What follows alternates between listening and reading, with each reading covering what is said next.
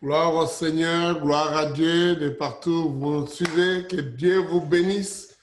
Nous voici en train de continuer, ou disons, au début de cette série avec plusieurs questions. Juste le temps de permettre quelques autres bien-aimés d'entrer, de nous joindre. Mais vous êtes déjà nombreux, on peut voir Marie depuis le Canada, le pasteur Anne depuis Kinshasa, le pasteur Timothée, le pasteur Lucille de la Suisse, Maman Reina, Ngonga, pasteur Anaclé. Et en tout cas, que Dieu vous bénisse, soyez les bienvenus à cette session, le pasteur Jimmy, depuis Louvain-la-Neuve. En tout cas, à tous, dans tous les coins où vous nous suivez, nous ne pouvons que vous nous réjouir et vous dire merci de ce que vous choisissez de suivre cette série avec vous. Comme vous connaissez, j'aime bien faire des séries de temps en temps. Cette fois-là, c'est une série pour suivre ou continuer cette partie de l'enseignement sur la Pentecôte. Vous avez été nombreux, vous avez fait des cérémonies, des séminaires dans vos églises respectives. Et j'avais annoncé que vous aurez semaine de Pentecôte dans vos églises. J'ai expressement pas voulu donner un seul enseignement à ce moment parce que je savais que vous avez beaucoup de bonnes choses et la puissance de Dieu sur vous en train de communiquer ce message, cette réalité de Pentecôte qui n'est pas tout simplement une célébration, mais une célébration d'un événement qui a eu mais qui est une réalité qu'on peut vivre et que chacun de vous vive cette Pentecôte au quotidien, chaque jour. Entraînez vos membres à vivre de la même chose. Et je sais que ce n'est pas seulement des pasteurs qui nous suivent ici. Mais en même temps, comme je l'ai présenté dans la motivation de la réunion, ou de ces rencontres, c'est que quand on parle de l'action du Saint-Esprit, c'est un paquet qui vient avec des bonnes et merveilleuses choses, mais aussi c'est un paquet qui vient certainement avec beaucoup de difficultés, des surprises. Peut-être c'est ça le mot que j'aurais voulu, des surprises. Et c'est dans ce sens-là que nous sommes dit, ça vaut la peine qu'on aborde un peu ces surprises parce que ma plus grande conviction est que là où vous avez prêché les gens, recevez la puissance, soyez revêtus d'en haut, que les signes, les prodiges, les miracles, les prophéties se manifestent. Dieu va exaucer vos prières. Mais il y a aussi la chair humaine. Et même l'inspiration du diable qui vient créer beaucoup de problèmes. Donc, de toutes ces trois choses, donc la puissance et l'action du Saint-Esprit, la chair humaine et l'inspiration du diable, ça peut vous amener beaucoup de surprises, beaucoup de choses. Et les exemples de la Bible, nous avons avec cette expression que j'ai dit, manhou. Manhou, c'est un terme hébraïque, je dois dire. C'est mieux de dire hébraïque, pas seulement hébreu, parce que quelques recherches nous amènent à dire que probablement ce terme-là, ce cri-là n'était pas juste en hébreu, mais ça doit avoir été prononcé en araméen, c'est-à-dire la langue de la population.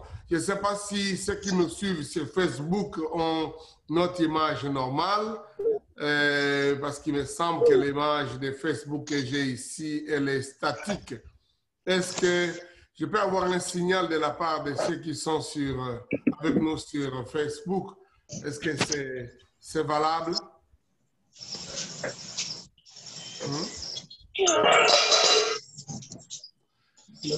Donc, quelqu'un me dit qu'il n'y en a pas sur Facebook, il n'y en a pas sur Il n'y en a pas aussi sur YouTube. Est-ce que c'est vrai? Faites-moi signe. Il y a des gens qui me voient, je pense qu'il y en a d'autres qui disent qu'il y en a sur Facebook. Persévérant depuis Bolton dit l'image est bonne, donc le son est valable. J'ai peut-être quelques difficultés avec YouTube. Hier déjà, on a eu quelques problèmes pour mettre Facebook en même temps et YouTube. Donc, vous comprendrez, mon technicien Salem n'est pas là où disons qu'il y a eu quelque chose qui n'a pas marché. Mais du moins, si vous êtes là, ça c'est très bon. Gloire à Dieu. Les gars de donc Gold depuis Londres nous dit qu'ils ont de bonnes images. Gloire à Dieu. Donc, je disais que si vous n'en avez pas sur YouTube, si les gens n'ont pas sur YouTube, je pense dans quelques temps, ils en auront parce que nous pouvons quand même les broadcasts à partir de ce que nous avons sur nous. Donc, disons, les amis du Zoom sont là et puis ceux qui sont avec nous sur Facebook. Donc, nous pouvons obtenir de vos réactions en même temps, vos chats. Mais je disais que cette session vient un peu avec ce terme « manou ». Donc, c'était une exclamation, une question. C'est quoi ça encore? C'est quoi ça? Que veut dire ceci? Et les textes qu'on vous a donnés hier, que j'avais demandé d'aller lire hier, les trois qui sont Actes des Apôtres, chapitre 2, tous les chapitres, et puis Nombre, chapitre 11, et puis Exode 16, ont en réalité ces mots-là, cette expression-là, manou. Sauf que, bon, vous comprenez, la plupart d'entre nous ne lisons pas en hébreu ou en grec, mais nous lisons ça en français ou en anglais. Mais la notion de la manne, quand nous connaissons la manne qui est tombée, comme réponse à la prière, en fait, la réponse de Dieu à la demande des Juifs dans le désert, était une nourriture qu'on appellerait le pain du ciel, qu'on appellerait toutes sortes de choses. Mais en réalité, c'est une nourriture qui a été donnée pendant 40 ans au peuple de Dieu sans aucun nom. Ça n'avait pas de nom. Le nom que nous connaissons par man est une exclamation, est une question. C'est quoi ça? C'est quoi ça? Qu'est-ce qu'il y a? Qu'est-ce que nous mangeons? Qu'est-ce que nous mais on dit, on ne sait pas dire ce que vous mangez, mais c'est bon à manger. C'est quand même bon. Alors, le lendemain matin, ils disent, est-ce que tu as mangé? Oui. Qu'est-ce que tu as mangé? C'est quoi ça? J'ai mangé, c'est quoi ça? Donc, quelque part, donc, la notion que nous connaissons régulièrement comme man, c'était plus une interrogation. Parce qu'on ne comprenait pas de quoi il est question ici. Mais cette nourriture était agréable, selon le texte que nous avons dans Exode et Nombre. Aujourd'hui, je reviens par cette introduction-là aussi pour vous dire, Dieu manifeste sa puissance comme à l'époque de Pentecôte. La puissance de Dieu est descendue sur les apôtres. Ils commencèrent à voir, donc la puissance est devenue par la puissance de Dieu, comme un torrent, un vent impétueux qui secouait. Les gens ont vu des langues de feu tomber sur ces gens. Et les disciples ont commencé à parler en d'autres langues selon que l'Esprit leur donnait de s'exprimer. Et les gens, il y a eu un grand bruit dans cette chambre haute. Ils étaient 120 personnes. Je me suis toujours posé la question, quelle sorte de chambre c'était pour avoir 120 personnes? Ce n'était pas un temple, c'était certainement la maison de quelqu'un où ils étaient habitués d'aller tout le temps. Beaucoup de gens disent que ça doit être la maison d'une des femmes qui s'appelait Marie, donc dans laquelle Jésus est allé plusieurs fois avec ses disciples. Donc, ils étaient habitués, ils venaient de partir, ils vont alors à la chambre haute, là où nous avons l'habitude d'être. C'est là où ils ont fait l'élection de choisir celui qui devait remplacer Judas. Mais ils persévéraient dans la prière. Boum! Les 120 qui sont là commencent à crier très fort. Et les gens courent de partout pour venir voir qu'est-ce qui se passe. Qu'arrive-t-il à ces Galiléens? En fait, Galiléens, c'était d'une part une preuve que ces gens-là étaient originaires de la Galilée, s'il faut dire, mais c'était plus parce qu'ils suivaient Jésus, qui était lui-même un Galiléen, mais aussi parce que l'expression galiléen était une façon en fait, péjorative de montrer à des gens qui venaient d'un coin les moins spirituels possibles, les moins considérés. Ce sont des Galiléens. Ces gens-là suivent Jésus de Nazareth, ce sont des Galiléens. Mais ils sont aussi des Galiléens parce qu'ils viennent de cette contrée-là où il n'y a pas tellement de prophètes. Ce n'est pas une contrée où il y a des grandes actions de Dieu. Et donc, ces Galiléens sont en train de pleurer à Bachande, criant très fort que ça a secoué la ville de Jérusalem. Et ces gens qui viennent, ils les entendent. Ils disent, oh non, ils racontent des merveilles. Ils racontent des merveilles. Et chacun pouvait l'entendre dans sa propre langue. Parce que ces gens-là sont venus de partout. Vous comprendrez, la fête de Pentecôte, ce n'était pas une fête que l'Église a commencé, c'était une vieille fête qui célébrait les Juifs. Plusieurs venaient d'ailleurs à Pâques déjà et ils restaient jusqu'à 50 jours après, donc pour célébrer la fête de la première moisson, des premières récoltes. Et donc, comme ça se passait 7 semaines après, on l'appelait aussi la fête des 7 semaines. Et 7 semaines plus 1, ça ferait 49 plus 1, ça fait Pentecôte, 50 jours.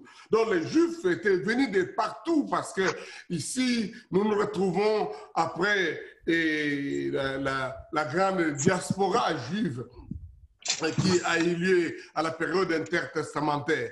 Et ces gens-là parlent plusieurs langues. Ils viennent de plusieurs coins de Cappadoce, de Perse, de l'Égypte, de Rome, de Mèdes, de Perse. Ils parlent plusieurs langues. Mais comment cette fois-là? Certainement, quand ils arrivaient à Jérusalem, ils avaient besoin d'interprètes, ils avaient besoin que les gens leur parlent en hébreu ou en araméen pour qu'ils comprennent. Mais cette fois-là, les disciples criant, prononçant les merveilles de Dieu, annonçant des choses, chacun l'entendait de sa langue maternelle. Et il dit, que veut dire ceci? Ces gens sont-ils ivres? C'est quoi ça? C'est là qu'est venue l'expression Manou. C'est quoi ça? C'est quoi ça? Qu'est-ce qui se passe? Qu'est-ce qui arrive à ces gens? Et je voudrais croire que cela reste le même encore aujourd'hui. Ayant, par la grâce de Dieu, vécu des temps de réveil dans plusieurs endroits, déjà au début de ma foi chrétienne, et ayant expérimenté ces réveils dans plusieurs endroits, la grande question qui vient lorsque le Saint-Esprit vient dans la vie des individus ou dans la vie d'une communauté, ce n'est pas toujours comme prévu. Ce n'est pas exactement comme on a voulu. Parce qu'on a dit, Seigneur, ta puissance. Et Hébreux chapitre 2 dit, Dieu confirme des signes et des prodiges et des dons du Saint-Esprit qu'il distribue selon sa volonté.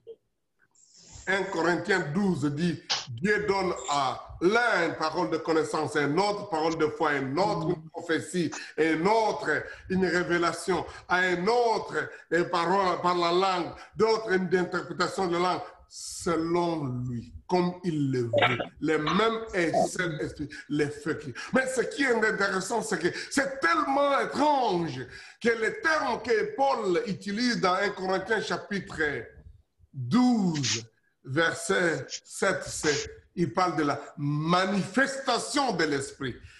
La manifestation de l'esprit. Le terme hébreu, grec, c'est phanorasis. C'est-à-dire, cette chose drôle, compliquée, puissante, manifestation variée, pas la même chose à tout moment.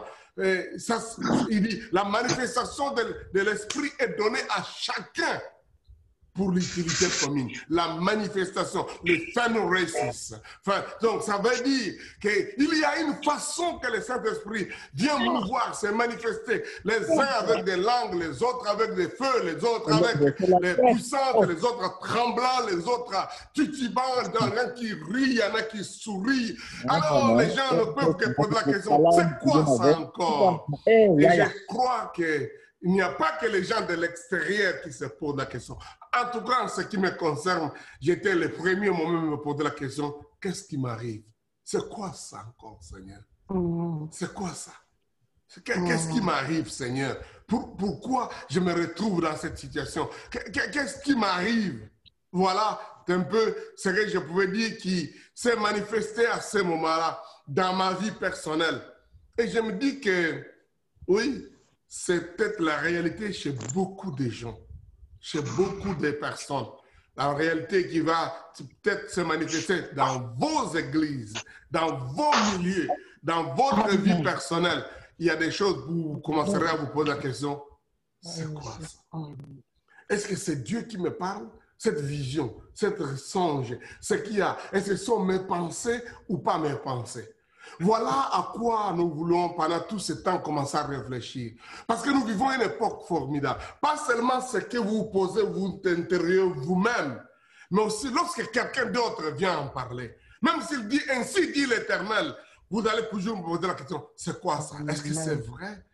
C'est pourquoi notre nécessité non seulement d'être branché en esprit, mais d'avoir un peu plus de clarification. Qu'est-ce que la Bible dit? Qu'est-ce qu'un autre aîné est en train de dire? Quelles découvertes d'autres ont faites au travers de ce qui se passe? Pour ne pas peut-être vous faire passer tout ce temps, parce que j'ai dit tous les jours nous verrons très peu de choses, voudrais prendre très peu de temps, mais vous laissez avec beaucoup de matière.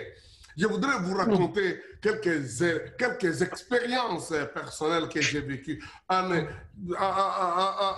ça, ça nous introduit comment, dans nos expériences, dans notre vie de plusieurs sortes de camps, de moments de réveil, on a eu de quoi nous poser la question. C'est quoi ça, Seigneur? Je me souviens, on venait de se convertir, on commençait à marcher avec Dieu, je prêchais partout. Et quand nous sommes allés avec des frères prier, demander la grâce de Dieu, la présence du Seigneur. Et là, on demandait, Seigneur, donne-nous ton feu, que ton feu descende. Oh Seigneur, que ton feu descende, que ton feu descende. Vous comprenez? Notre conception du feu de l'Éternel, c'est ces ailes-là que nous allons avoir pour aller prêcher l'Évangile. Seigneur, ton feu, nous voulons, quand nous pourrons parler, les paroles vont être avec du feu. C'est-à-dire, ça va convaincre les gens. Mais dans sa volonté, dans sa attitude souveraine, c'est à cette réunion-là, le Saint-Esprit a fait descendre le feu, littéralement. Feu. Quand nous parlons de feu, feu qui brûle, vous sentez. C'est un peu comme les gens de Goma sont en train de sentir, mais dans la fumée. Mais nous, on a vu le feu dans cette salle-là, avec quelques frères et quelques sœurs. Au point où donc, un peu comme, pas pour fuir, mais content de l'émerveillement. Et les pasteurs de l'église qui dirigeaient l'église où nous étions, lui ne faisait pas partie de ces mouvements. En réalité, quand on s'est converti, beaucoup de nos pasteurs n'acceptaient même pas ça, n'acceptaient pas le réveil qui s'est passé. Ils avaient prié pour le réveil, que Dieu envoie le réveil. Dieu envoie le réveil. Et quand c'est arrivé, ce n'était pas comme ils auraient voulu que ça soit. En tout cas, en ce qui nous concerne, nous avons été dans une église baptiste où on ne parle pas des problèmes de l'esprit. Donc, le Saint-Esprit se manifestant avec des signes, des produits, des paroles langues, ça avait créé beaucoup de confusion dans la tête de ces gens-là qui même priaient pour le réveil. Et là, nous sommes dans la joie de voir les Saint-Esprit utiliser. Les pasteurs entendent ce bruit-là, que nous crions, oh, les jeunes gens, il y en a qui pleuraient, il y en a qui... Alors il vient, il ouvre la porte un peu comme ça, il voit le feu dans la salle, dans la petite salle où nous étions. Quand je parle de feu, ce n'est pas imaginaire, pas le feu. C'était tellement réel que le pasteur a couru vite dehors. Il a ouvert les robinets pour remplir de l'eau dans un seau. qu'il est venu parce que pour lui, je dois secourir ces enfants qui brûlent, qui sont en difficulté. Quand je voyais une vidéo qui montrait le feu du volcan de Nyiragongo et une maman avec son petit seau d'eau, j'ai pensé à ça, j'ai dit, vous pouvez imaginer, quand vous êtes vraiment dans une situation où vous ne savez pas quoi faire, votre réflexe c'est de faire le peu de choses que vous connaissez. On a affaire à des larves qui descendent d'un volcan et quelqu'un prend un petit seau d'eau pour éteindre le feu. Vous imaginez ça? C'est fou. Mais je dois faire quelque chose, ne fût-ce que ça. Et le pasteur a affaire avec une salle qui est remplie de feu. Et lui, pour lui, un seau d'eau permettrait d'éteindre ce feu-là. Et tout ce que nous sommes rendus compte, nous, on ne savait pas nous prier, on s'est rendu compte qu'il nous a arrosé d'eau et on était mouillés. Qu'est-ce qui se passe? Et il n'y avait plus de feu. Pour lui, peut-être il a accompli l'exploit d'avoir éteint le feu plus que les services des pompiers en un seul coup. Non, ce n'était pas le feu ordinaire, c'était le Saint-Esprit qui descendait du lieu. Donc, j'ai prie Dieu que quelques-uns d'entre vous ne vous retrouviez pas en train de remplir, obligés d'exercer la fonction de sapeur-pompier rapidement parce qu'il y a un feu qui vient de s'allumer dans votre église et auprès des frères et des sœurs. Je ne peux pas oublier cet événement. Il y a des moments où les gens allument un feu étranger qui n'est pas le feu de Dieu. Parce que le feu étranger existe, où les gens imitent des choses, où l'ennemi propose des choses qui n'ont rien à voir avec l'Esprit de Dieu, qui n'ont rien à voir avec l'Esprit de Dieu, qui nécessitent que ce feu-là aussi soit réellement éteint. Comment? Avec un seau d'eau? Probablement pas. Avec l'Esprit de Dieu, avec des textes des Écritures. Donc c'est pour dire que ce dont vous avez chacun demandé dans vos églises, dans vos milieux, Seigneur, fais descendre le feu, fais descendre ta puissance. Donne-nous les revêtements. J'ai vu des gens qui ont parlé des revêtements. Oh, oui, j'ai prié Dieu que ces revêtements-là deviennent une réalité. Mais en même temps, comment nous nous préparons, comment nous laissons orienter par le Seigneur. Et en cet environnement où il y a l'onction, où il y a la puissance qui descend, nous ne devons pas avoir peur, mais nous devons être vigilants. Parce que l'ennemi peut s'infiltrer, donner une place à la chair, où les gens vont commencer à faire des actes. Ils vont commencer à prophétiser. Ils vont commencer à dire des paroles de connaissance qui n'ont rien à voir avec l'Esprit de Dieu. Amen. Je crois que Dieu va vous donner des prophéties. Je sais que Dieu va se manifester avec des signes et des prodiges, des actes de foi. Mais parfois, on a vu, je me souviens, quand on venait de se convertir, quand on venait de commencer le temps de réveil, il y a des choses qui n'avaient rien à voir avec l'Esprit de Dieu, mais qu'on a cru que c'est l'Esprit de Dieu. Une petite histoire, quelques-unes de ces histoires que je tenterai de vous raconter de temps en temps.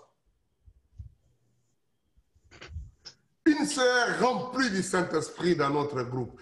Tu vois, nous étions de jeunes gens. Moi, j'avais à peine 17, 18 ans, 19 ans quand j'ai dirigé le groupe.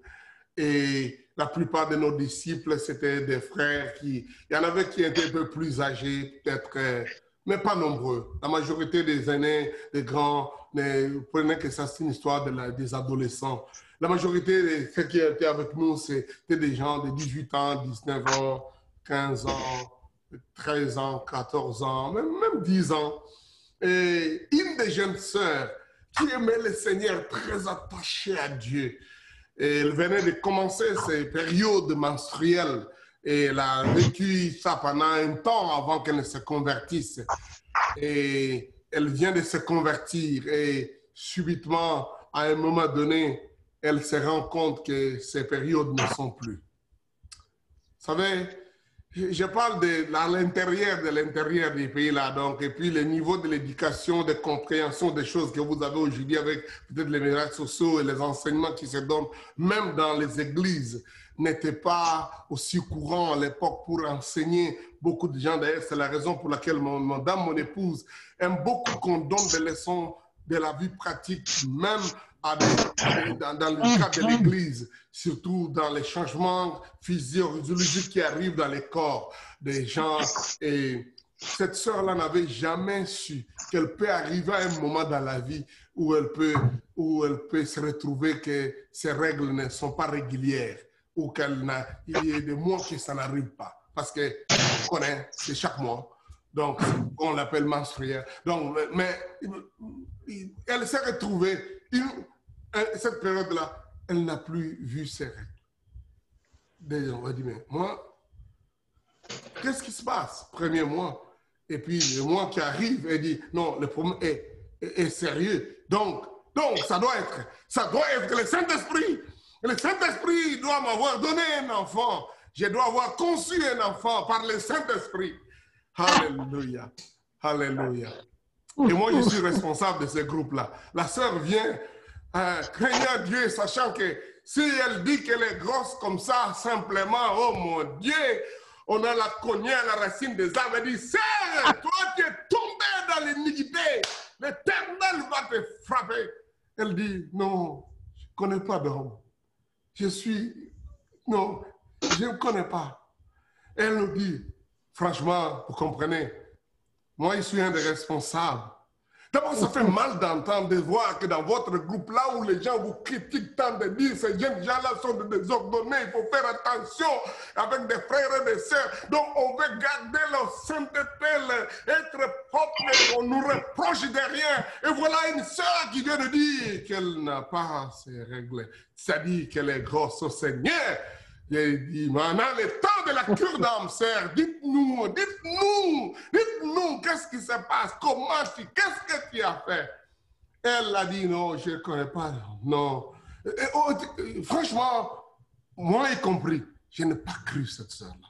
Mais j'ai dit, non, sœur, tu trompes. Donc, on l'a tellement sermonné, on l'a tellement, donc, comme on dit qu'on fine pour découvrir, parce qu'il y a des gens qui commettent les péchés qui ne confessent pas facilement. Il faut une vraie cure d'âme là pour que vous le mettez au mur comme un camp pour qu'ils disent oui, j'avais vu, j'ai pris, j'ai caché, j'ai volé. Elle doit être parmi ces gens-là. La pauvre sœur, on l'a mis au mur. Je pense à ça souvent. Ah, que Dieu nous pardonne parce qu'on ne connaissait pas. Mais effectivement, on a tellement poussé cette sœur. On l'a dit, tu peux partir, repars. Les jours suivants, on dit encore, sœur, dites-nous la vérité, dites-nous la vérité. Qu'est-ce qui s'est passé? Alors, c'est là où, pour elle, dans sa tête tournante, une jeune fille, je pense 18 ans, ou 17 ans même, je pense, elle a commencé à inventer une histoire. Elle dit, ça doit être le Saint-Esprit. Quand j'étais baptisé du Saint-Esprit, le Saint-Esprit, comme mari, a fait que je puisse concevoir. Et il nomme un frère. Oh mon Dieu, je ne sais pas s'il me suit maintenant, il est là. La sœur nomme ses frères, dit, le Saint-Esprit m'a dit que l'enfant que je viens d'avoir, tel frère sera le père, c'est lui qui s'occupera de ses frères. Oh mon Dieu! Pour nous, c'est terminé. Frère, toi, tu dois être le père, tu dois avoir fait des choses à cette sœur. Oh, une histoire. Quand j'y pense aujourd'hui, j'ai dit, on est passé par des chemins terribles. On avait des frères qui étaient adultes, on était obligé de mettre cette sœur à la disposition d'un service approprié pour qu'on se rende compte. Et c'est là seulement, au travers des frères ou des personnes qui étaient dans le domaine médical, nous avons pu avoir une réponse. Que oui, c'est possible. Ça arrive. Ça arrive qu'à un moment donné, quand même des périodes où elle ne pourrait pas se régler. Mais la sœur-là, elle n'est pas grosse. Parce qu'on l'a fait passer des examens. Dans l'hôpital, on dit non, elle n'est pas grosse. Elle n'attend pas un enfant. Elle n'a pas d'enfant. Et ça va revenir. Et après, d'ailleurs, les examens, 4 ou 5 jours après, elle a eu sa règle normale. Dieu. Vous voyez quelle place on a donné au Saint-Esprit dans cette histoire. Elle a cru que c'est le Saint-Esprit qui l'a engrossé. Et elle a nommé un frère qui va devenir le père comme Joseph. Tout était comme appliquant les versets de la Bible. Et le pauvre frère, ça a pris du temps pour qu'il se remette de la chose. Il était tellement dans tous les états. Je voudrais dire que peut-être ce cas est un cas extrême, mais nous l'avons vécu. C'est un cas extrême à cause peut-être de l'ignorance. Mais en même temps, parce que ce n'est pas dans un environnement où il y a l'Esprit de Dieu qui agissait au milieu de nous. On ne pouvait que absolument mettre ça, caler ça au Saint-Esprit. Heureusement que ce n'était pas les personnes comme le Saint-Esprit, parce que c'était facile de croire, de te dire au Saint-Esprit, nous avons parlé de toi, mais je voudrais effectivement arriver à là aussi. Dans un environnement où l'Esprit de Dieu agit, où les gens disent des choses et se rendent compte qu'ils ont dit au nom de l'Esprit ce qui n'a pas été fait par l'Esprit, la tentation de la culpabilité sur les blasphèmes contre le Saint-Esprit a dérangé certaines personnes qui ont cessé d'être chrétiens à cause de ça, qui se sont rétrogradés, qui vivent une vie totalement d'incrédulité. Mais la grande question était, c'est quoi ça, Seigneur? C'est quoi ça, Seigneur? Qu'est-ce qui m'arrive? Voilà, c'est à cette série de choses que je voudrais qu'on en parle. Vous rencontrerez des situations où vous direz, c'est quoi? C'est toi qui me parles, Seigneur, ou c'est moi-même qui pense? Est-ce que quand ce prophète-là m'a dit que j'amène tel argent, que j'amène telle chose, dois-je croire? Dois-je faire ça ou pas? Vous savez, ça n'a pas tellement cessé. Il y a quelques jours, maman Astrid, mon épouse, a vécu un petit événement qu'il faut avoir une autorité ou une confiance dans le Seigneur pour gérer ça. On est toujours en contact avec Maman Idaosa et Maman Idaosa a fait un post sur lequel, en ligne, et mon épouse a fait un commentaire. Oui, maman, on est avec vous dans cet état, donc je ne vais pas aller dans les détails. Quelqu'un a pris le message de Maman Astrid. C'est ça à l'époque des réseaux sociaux. Et lui a envoyé un message discret, donc comme un message personnel. Prophétie. En anglais, quoi. Certainement un Nigérien. Pas certainement, mais un Nigérien. Il dit, ma soeur, je vois, il y a une grande chose que Dieu va faire pour toi. Il a écrit beaucoup de choses. Le Seigneur va te manifester, va te visiter, tout ça. Pour arriver à vivre ces choses, je te demande de verser telle somme d'argent à tel ministère, à tel groupe de gens ici, pour que... Oh mon Dieu! Donc, mais ça, quand il voit l'Éternel m'a parlé.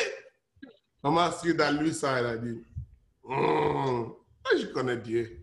Ça, c'est juste quelqu'un qui prend des choses comme ça, qui passait son message comme une prophétie. Et une des choses qui nous convainc comme ça, parce qu'on connaît Maman Idaosa. Elle a toujours dit, je ne vous demande et je ne demande l'argent à personne sur les réseaux sociaux. À personne. Je parle de quelque chose qui a eu lieu la semaine passée. Personne. Mais c'est très facile pour dire, l'Esprit du Seigneur m'a parlé. Dieu va mener quelque chose, il faut que je m'exécute et j'envoie. Si c'est elle redonnait l'adresse de son ministère, un endroit, un travail. J'essaie de la faire comprendre que le message a passé comme si tu fais passer ça dans tel autre, parce que ça fait un grand travail auprès de plusieurs personnes, des jeunes filles, des gens, de toutes personnes. Donc, l'ennemi est capable de vous travailler comme ça et de vous proposer des choses qui n'ont rien à voir avec l'Esprit de Dieu. Mais c'est tellement bien fignolé, bien fait, que facilement vous pouvez croire que c'est Dieu qui vous parle au travers de ça.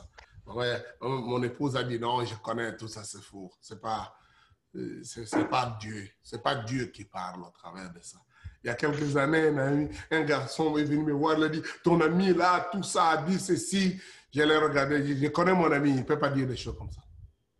L'autre a dit non, on a parlé d'un ami, le prophète Daniel, un type est venu et dit, non, Daniel a écrit un message qu'il est quelque part dans un coin perdu, on lui a volé ses machines, on lui a volé tout ça, il est à l'étranger, il a besoin de secours. Donc moi, j'ai vraiment dit, ça c'est l'homme de Dieu, il faut que j'envoie quelque chose. Je viens déjà d'envoyer l'argent par Western pour que l'homme de Dieu soit secouru. Je l'ai regardé, j'ai dit, parce qu'il m'a posé la question, tu as pris ce que tu as arrêté à ton ami, le prophète Daniel.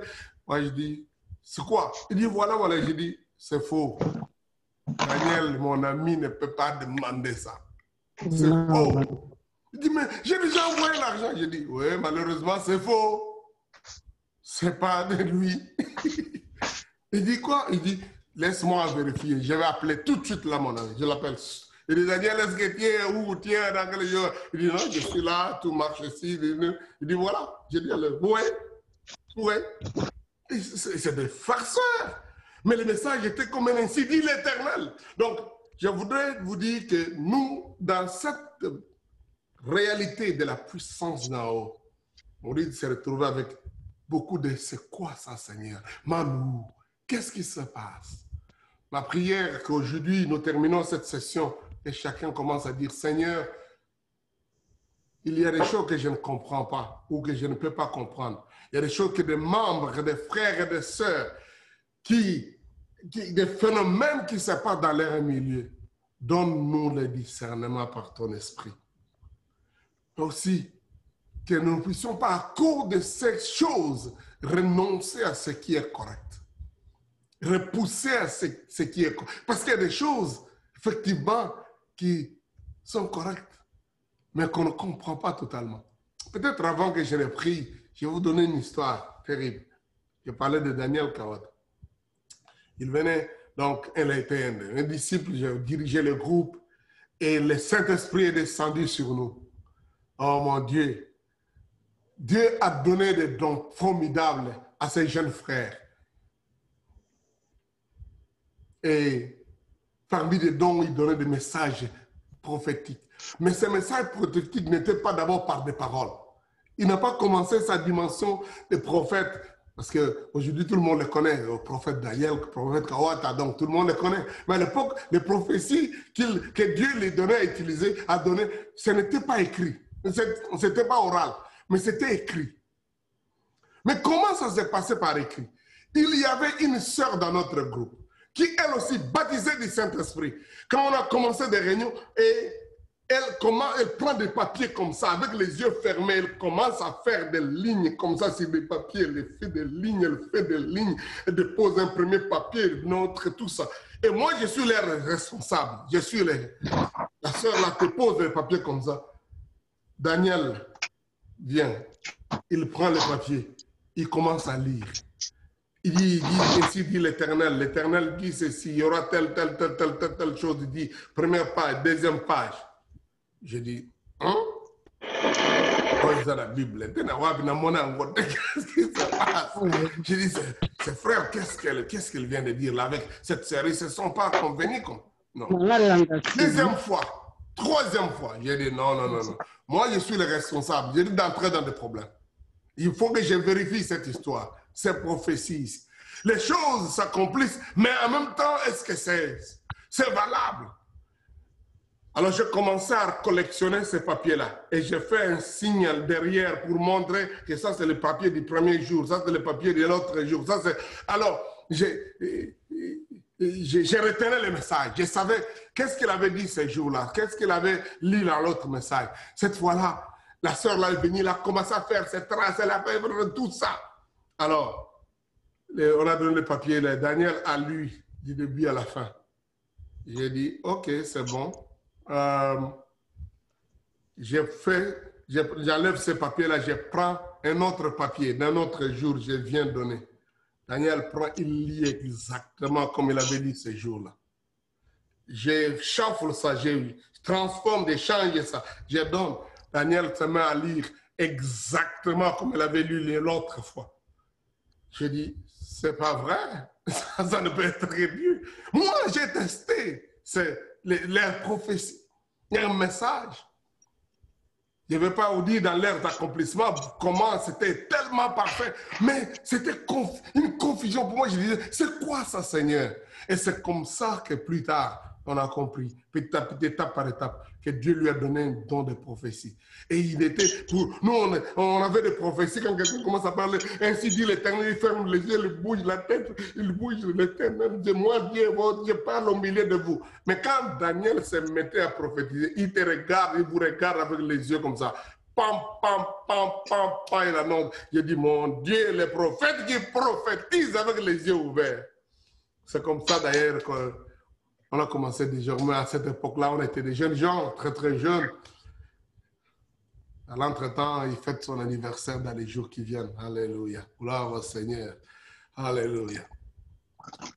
On a dit, voilà le prophète. Donc, je voudrais croire qu'il y a des choses que vous ne comprendrez pas, qui sont des, c'est quoi ça, Seigneur?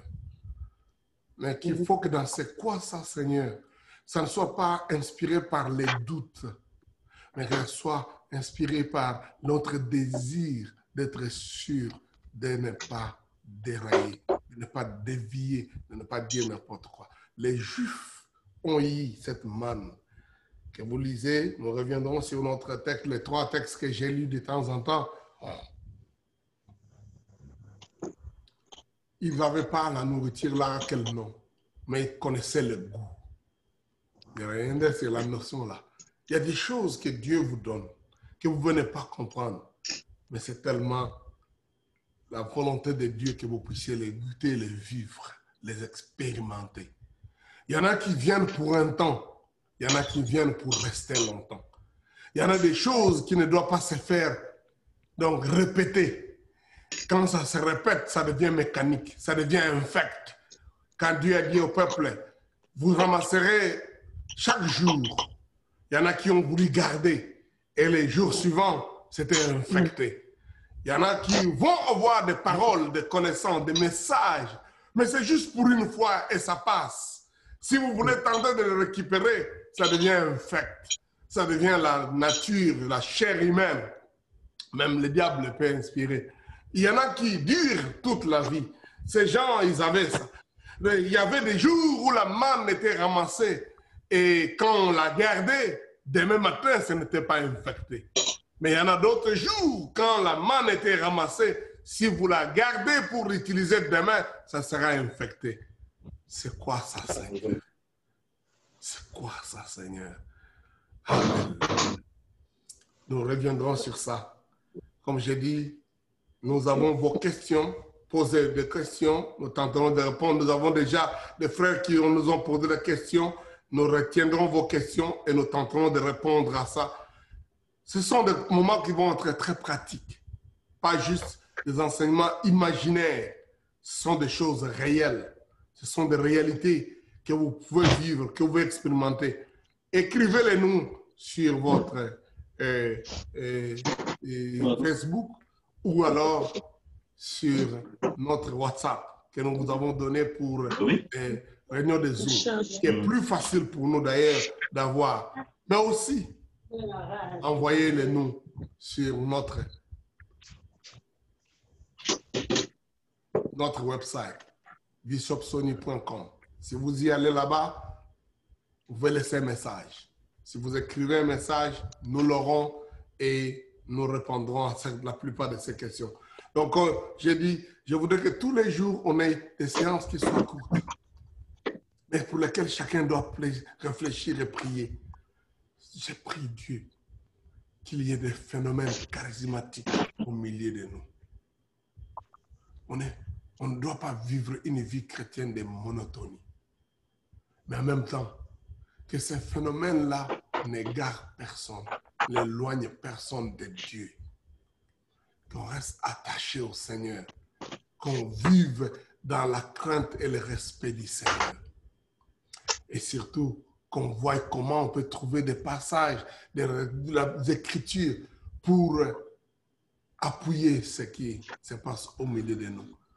Je prie que Dieu vous donne la possibilité d'avoir des éclaircissements lorsque vous avez des situations où vous dites, c'est quoi ça, Seigneur? Qu'est-ce qui se passe autour de nous? Je sais que plusieurs se posent cette question de c'est quoi ça? Lorsque c'est dur, lorsque la vie est difficile, lorsque ça ne va pas dans la marche, dans le besoin financier, matériel. Mais il n'y a pas que ça. Il y en a aussi dans la vie de l'esprit. Où on se pose la question, c'est quoi, Seigneur? Quelle est la direction? Quelle orientation? Je sais qu'il y en a plusieurs qui, ces jours ici, ont besoin d'une direction du Seigneur. Qu'est-ce que je dois faire? Comment m'y prendre? Quelle orientation je dois faire? Qu'est-ce que les paroles que j'ai entendues signifient? Les songes que je viens d'avoir, la vision que quelqu'un m'a présentée, ça signifie quoi? Que ce soit la prière de chacun de nous ces jours-ci, c'est quoi ça, Seigneur? Qu'est-ce que tu es en train de faire dans ma vie? Il y a des situations où nous nous retrouvons, on dit, Seigneur, nous ne comprenons pas. Nous vivons une époque terrible avec le Covid, où les gens sont prêts à se poser la question, c'est quoi ça, Seigneur? Qu'est-ce qui m'arrive? Qu'est-ce qu'il y a autour de l'économie? Qu'est-ce qu'il y a autour de ma vie spirituelle? Pourquoi ceci m'arrive? Je n'aime pas poser la question pourquoi, mais c'est quoi? Qu'est-ce que tu es en train de faire, Seigneur? Qu'est-ce que tu es en train de faire? Qu'est-ce qui se passe autour de moi? Père, je te dis merci pour cette grâce que tu nous as faite encore aujourd'hui, déjà au deuxième jour. Comme les Juifs, devant la faim, la souffrance, la misère, ils ont crié, nous sommes fatigués, on va mourir dans le désert. Et tu as résolu leurs problèmes en envoyant la manne qui tombait du ciel. Mais en la voyant, ils pouvaient te poser la question, c'est quoi ça? Jésus t'y a dit, tout méchant que vous êtes, vous savez donner de bonnes choses à vos enfants. Combien le Père donnera-t-il le Saint-Esprit aussi qu'il lui demande? Parce qu'il dit, qui d'entre vous, si son fils lui demande du pain, lui donnera un serpent, lui demande un œuf, lui donnera une pierre? Oh Seigneur, regarde dans nos assemblées, dans nos expériences, des choses qui semblent être comme des serpents, qui semblent être comme des pierres par rapport à ce qu'on a demandé. C'est quoi, Seigneur? Qu'est-ce qui vient de toi et qu'est-ce qui ne vient pas de toi? Réponds à la prière de ton peuple. Merci au Père, au nom de Jésus. Amen. Amen. Voilà, on a fini pour aujourd'hui. Comme j'ai dit, on attendra vos questions. Nous serons contents de les avoir d'une façon régulière. Je sais qu'aujourd'hui, nous avons eu plusieurs chats. Quelqu'un a posé la question, mais nous retenons vos chats, vos questions, et nous prendrons le temps de commencer à répondre. Que Dieu vous bénisse. Amen.